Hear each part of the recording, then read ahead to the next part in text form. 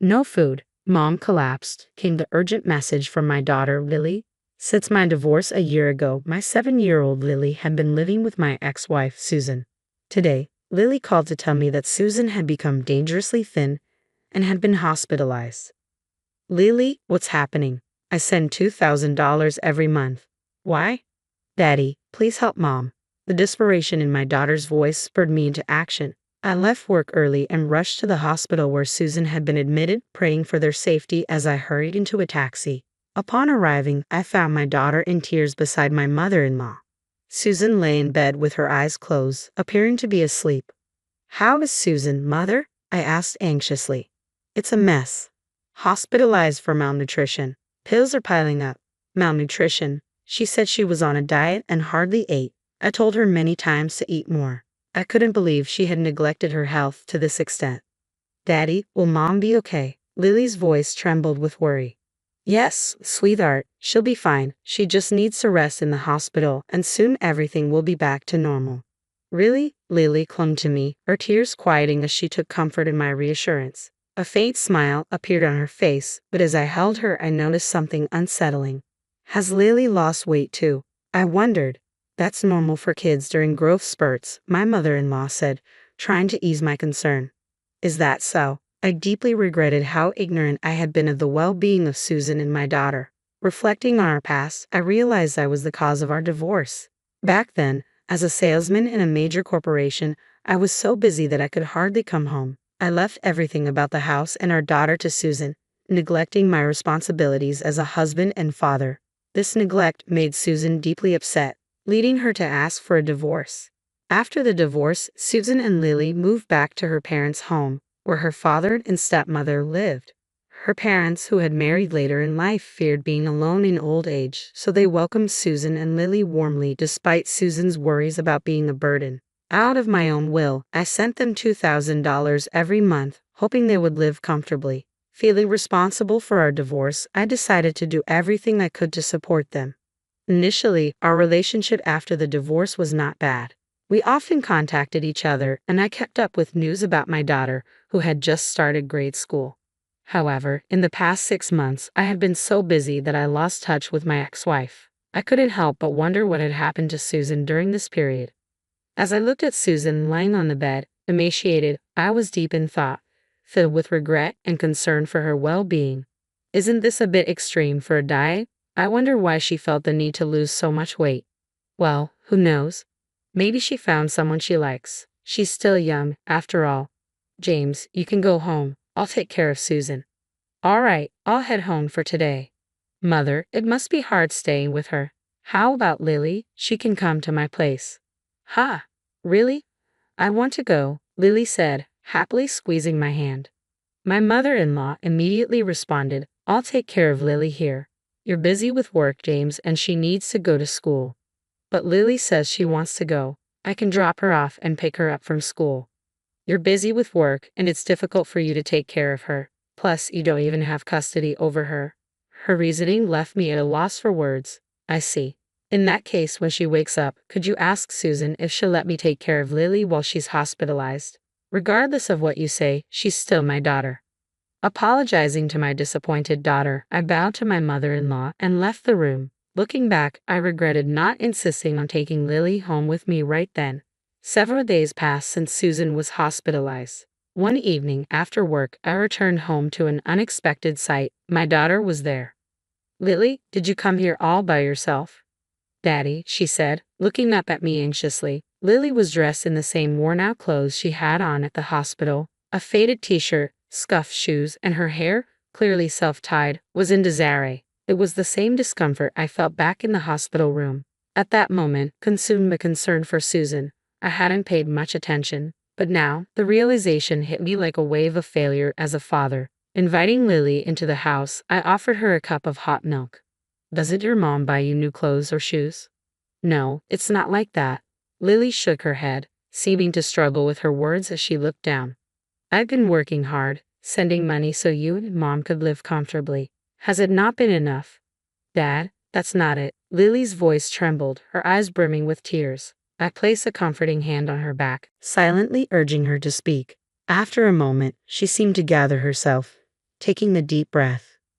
Grandma does mean things to me and Mom. She barely lets us eat. No way. Is that really true about Grandma? It's true. I manage because I get lunch at school, but Mom's always hungry. That's why she collapsed. And Grandma goes out every night, and when she comes back in the morning, she always badmouths me and Mom. Since we moved in with Grandma, Mom has been treated like a servant every day. Lily's words, punctuated by tears and frustration, hit me like a ton of bricks. Could Susan's malnutrition be caused by her own mother? How could this happen? If I had stayed in contact, maybe I could have prevented this. Feeling a mix of frustration and helplessness, I bit my lip only to feel a small, warm hand gently touch mine. Dad, don't cry. My heart clenched as Lily bravely smiled at me, holding back her own tears. With her encouragement, I resolved to help my ex-wife and daughter. About a week later, I received a call from the hospital about Susan's scheduled discharge. Normally, the in-laws would have been the first to be informed, but I had made arrangements with the hospital to prevent that. I had become suspicious of my mother-in-law, noticing how she always obstructed my visits with Susan and limited our communication. Her incessant calls, even when Lily was staying with me, coupled with Lily's troubling stories, convinced me that something was amiss. So, I decided to take Susan directly to my house on the day of her discharge without informing my mother-in-law.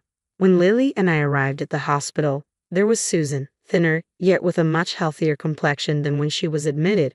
"Thank you for coming to get me. I'm sorry for the trouble." Hearing Susan's voice properly after so long quickened my heartbeat. I was immensely relieved she was alive. Just as I breathed a sigh of relief, Lily rushed to hug her mother. "Mom, I'm so glad you're okay now." "Lily, I'm sorry for worrying you." Their emotional reunion brought a lump to my throat, but I knew we couldn't linger for my mother-in-law to arrive. Hastily, I ushered them into the car and drove home.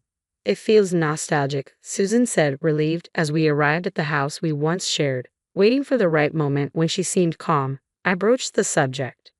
"Actually, Lily told me something." As I asked Susan about the truth of Lily's words, her eyes widened and she awkwardly averted her gaze. What Lily said was true.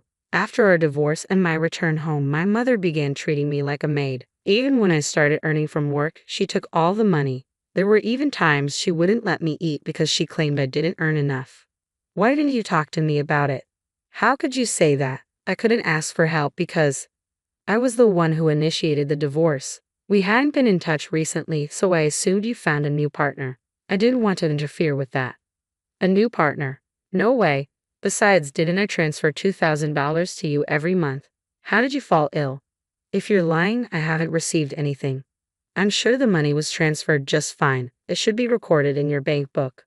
"My mother took both my bank book and debit card. She told me that you stopped sending money a long time ago, that you found someone new, and had abandoned me." I was stunned. If only I had kept in touch more diligently, this wouldn't have happened, but it's too late to regret it now. "She also took my credit cards and used them without my permission." "But couldn't you have run away?" "If I did that, they would turn on my father, who was left at home. I can't leave my father alone." Susan choked up as she said this. My mother-in-law was a big spender, and when Susan and I were still married, she would often come to us asking for money. Despite this, she was generally pleasant and kind, so I believed Susan and Lily would get along with her. However, the moment Susan moved back home after the divorce, my mother-in-law seemed to transform into a completely different person. She neglected her household duties, spending her days out and taking out her frustrations on Susan and Lily when she ran out of money. My father-in-law, a quiet man, couldn't stand up to my mother-in-law, so he turned a blind eye to her behavior. He offered no help, leaving Susan to endure it alone. But I let Lily suffer. I'm a terrible mother, aren't I? That's not true. The one at fault is entirely my mother-in-law. I see, thank you. With that, tears quietly streamed down her cheeks. A few days later, I waited for the day my mother-in-law would be out and headed to my in-laws' house. When I arrived, my father-in-law, Apollo, greeted me with a deep bow. "I'm truly sorry. I've done a terrible thing to Susan and Lily." "Sir, I've heard about what my mother-in-law has been doing to Susan and Lily. I came here to help them." Upon hearing my straightforward statement, my father-in-law gradually began to speak. "I noticed what she's been doing, but I turned a blind eye. I grew afraid to speak up as I saw her change day by day. But I can't bear to see my daughter and granddaughter hurt any longer. His voice trembled with regret. Like me, he wished to protect them both. Sir, could you lend me a hand? I requested his assistance in monitoring my mother-in-law's activities, where she went, how she spent the $2,000 I transferred, and how Susan's credit card was used. Subsequently, I also initiated my own investigation into my mother-in-law's actions. Where have you been? The hospital bills were expensive. You really are one hell of a burden. I overheard my mother-in-law's harsh words to Susan during a visit to their home. On another occasion, I accompanied Susan to her parents' house. As soon as Susan entered, I could hear a loud voice berating her. Ignoring my surprise, my father-in-law turned to Susan and asked, "Are you all right?" Susan trembled in fear from the berating. Rubbing her back, I turned my gaze towards my mother-in-law, who froze for a moment before hastily greeting me. "Oh, welcome. What brings you here so unexpectedly?" "I just dropped off little Lily at school and thought I could come over to discuss some matters regarding Susan and Lily without having Lily present. Hope I'm not intruding." "Oh, a discussion about what, I wonder? As you can see, we're getting along quite nicely." Saying that, my mother-in-law tapped Susan's shoulder, to which Susan clearly showed her discomfort. Already seated on the living room sofa was my father-in-law. I pulled Susan close, sitting down nearby. "I've been transferring money to Susan's account to help out even a little bit after our divorce. Is it true you are using up all the money?" "What? What money? I know nothing about it." Susan's probably trying to cover up her frivolous spending by blaming me. I wonder where the $2,000 every month is going. What a terrible daughter. As expected, my mother-in-law feigned ignorance, attempting to shift the blame onto my ex-wife. She likely thought she could evade responsibility, but I exchanged a glance with my father-in-law, who quietly nodded. The moment for retribution had arrived. "That's odd. You mentioned that $2,000 every month, but you told Susan that I stopped sending money and had abandoned her and our daughter, right?" My mother-in-law started trembling as I uttered those words. "That's what I heard from Susan. I didn't have control of my bank books or cards. You took them all. I couldn't possibly know about it. Besides, you've been using my credit card too, haven't you?" "I've received the receipts." "What exactly have you been using Susan's credit card and the $2,000 you receive every month for, mother-in-law?" To her question, my mother-in-law shook her head, insisting she didn't know. Of course, we expected her to play dumb. In the midst of this, my father-in-law brought something out from the back of the room. "Stop lying anymore." "What do you mean? Do you suspect me as well?" To my enraged mother-in-law, my father-in-law pulled out a few photos. "So that's where you've been going every night. You seem to have a favorite host at the nightclub. It appears you've been having a grand time using James's money and Susan's credit card. How did you?" My father-in-law and I looked into everything. Although we only had to follow you around since you were so careless, we figured out everything without much deep investigation. "What's wrong with using my daughter's money? I should be allowed that much. Furthermore, it seems that wasn't enough money for you. You've been tricking money out of widowed men like my father, almost akin to marriage fraud, haven't you?" "Shut up. It's the victim's fault for being fooled." As we presented the evidence, my mother-in-law brazenly shrugged it off. "I thought this man had money when I married him, but it turns out he didn't have much. Luckily, my daughter Susan has been a great contributor. Haha, men at the local senior centers are so easy. All it takes is a soft voice to have them smitten." Hearing this, my father-in-law's jaw dropped to the ground. Susan and I were at a loss for words. "We're calling the police." "No, anything but that." At the mention of the police, my mother-in-law turned pale, but I went ahead and called them. "Why would you call the police? This isn't looking good for me." "So you're aware that what you've done is wrong?" "Just don't call the cops. I apologize for everything. Forgive me." "Judging from your attitude, it seems like you've done this before." "Don't worry, we'll have the police conduct a thorough investigation." My mother-in-law, pale faced and shaking, was taken away by the police officers who arrived shortly after. Apparently, my mother-in-law was arrested on charges of marriage fraud, and it seems like several people were demanding repayment for their money. Naturally, my father-in-law divorced her. Furthermore, he sued her for the emotional distress inflicted on her family from her harassment. Susan also claimed $50,000 in damages for the misuse of her credit card. Of course, I'm also demanding the return of all the money I transferred. My mother-in-law, now behind bars, doesn't seem to have an easy life waiting for her when she's out. As for me, afterward, "Susan, please marry me again." This time, I'll protect you and our daughter. I won't make you cry anymore. We had once stumbled through a misguided marriage, but this incident made me realize the true value of my ex-wife. Hearing my words, Susan cried, thanked me, and held my hand tightly. Now, our family is embarking on a fresh start. This time, I will safeguard this happiness with all my heart.